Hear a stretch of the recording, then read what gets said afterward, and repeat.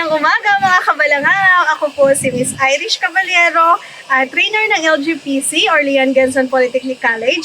Ngayon, samahan niyo akong mamitas ng puting ampalaya. Tara!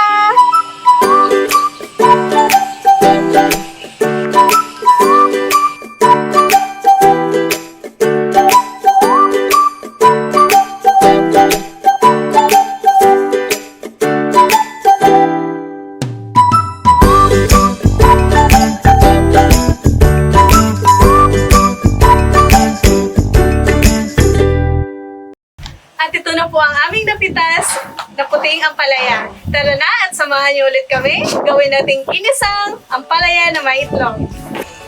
Nahugasan na po natin ang ating ampalaya kaya hihiwain na natin.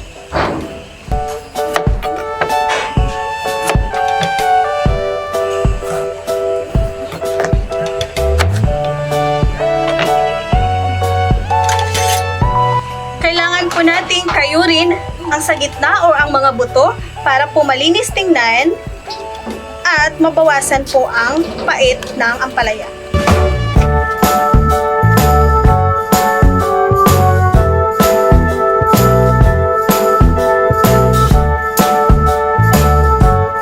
Nalinisan na po natin ang ating ampalaya, kailangan na rin po nating hiwain. Kung gusto niyo pong mapabilis ang inyong pong trabaho, pwede pong dalawa. Tapos, hihiwain. Kailangan diinan lang po ng konti para maiwasan po nating masugatan. Ito na po ang nahihiwa nating puting ampalaya. Kailangan lang po natin ng lagyan ng kunting asin para po lumabas ang kanyang katas at mabawasan ang kanyang pait. Ibabad lang po natin sa 3 o 5 minuto. Kung nakikita niyo po, lumalabas na po ang kanyang katas pagkatapos nating ibabad sa 3 hanggang 5 minuto. Mabuhay! Sa puntong ito, kailangan na po nating lutuin ang ating napitas na puting ampalaya. Pero bago tayo magpatuloy, alam niyo ba, ayon sa hellodoctors.com.ph, na ang ampalaya ay siksik sa sustansya, nagpapababa ng blood sugar, siksik o mataas ang antioxidants at nakakatulong din ito sa pagpapayat. Kaya magluto na rin kayo ng ampalaya sa inyong mga bahay. Pero ano nga ba ang lulutuin natin ngayon? Ito ay ginisang ampalaya na may itlog. Opo, ginisang ampalaya na may itlog. Simple lang pero punong-puno ng sustansya. Narito po ang ating mga sangkap. Mantika,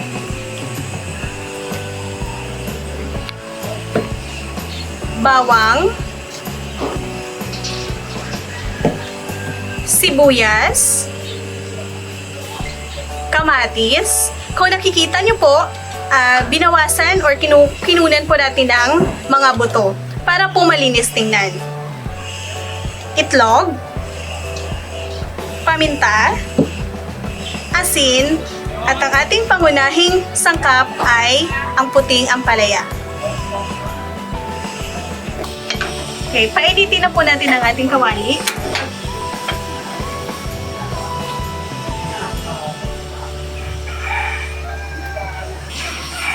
Maglalagay tayo ng kaunting mantika.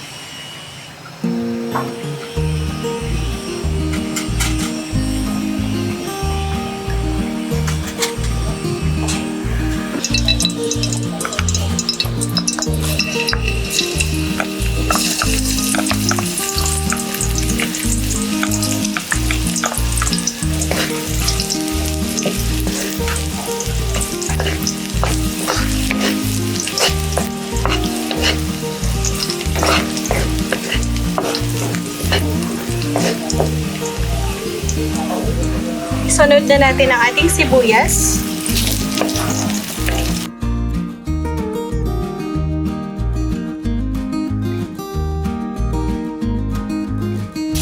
At ang ating kamatis.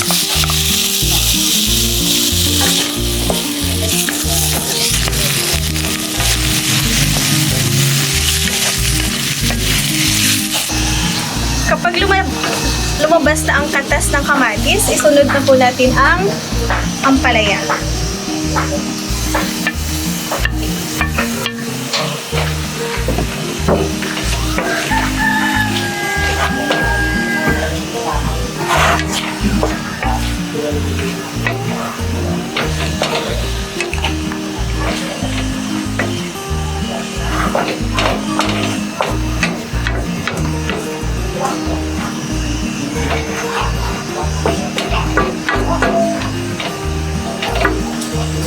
Lagyan ng kaunting asin na naayon sa inyong panglasa.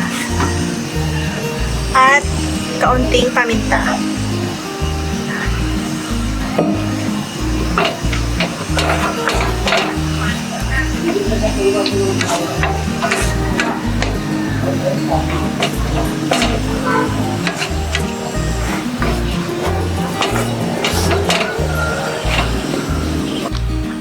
Kapag medyo luto na ang ating ampalaya, isunod na natin ang itlog.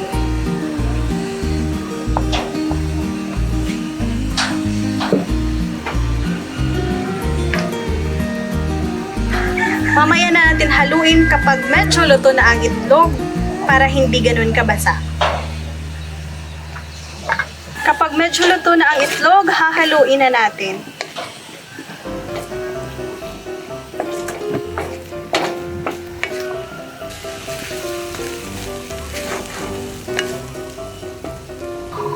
At ito, luto na ang ating ginisang ampalaya na may itlog.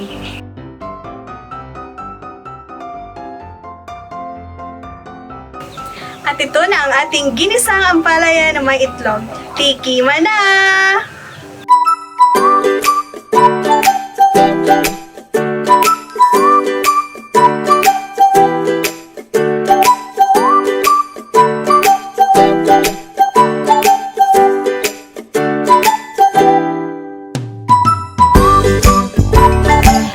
Salamat po sa inyong pagsubaybay. Huwag niyo pong kalimutang mag-follow, like, share, and subscribe sa aming Rainbowville Facebook page and YouTube channel na nasa ibaba.